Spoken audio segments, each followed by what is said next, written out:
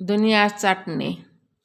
চাটনি ধনিয়ার পাতা, লসুন, লাল মির্চা দিয়ে একসাথে মিক্সারে পিষতে হবে। মিক্সারে পিষে তারপরে বানাইতে হবে।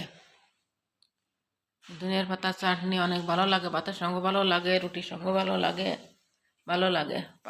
পিষা হয়ে গেছে, এবার হলদি আর নমক দিতে হবে, এর মধ্যে দিয়ে মিশিয়ে ফের এবার কড়াইতে তেল দিতে হবে, দিয়ে কড়াইয়ের মধ্যে জিরিয়ে দিয়ে পিষা হওয়া ধনিয়ার পাতা এর মধ্যে দিতে হবে, দিয়ে ভালো করে পাকাইয়ে বানাইতে হবে। বানাইয়ে তারপরে হয়ে যাবে, তারপরে খাও, ভালো লাগে। এই যে বুড়িয়া হয়েছে, এই যে রসুন রুটি, চাটনি রুটি ভাতের সঙ্গেও খাও, রুটির সঙ্গেও খাও, দেখো ভালো লাগবে না।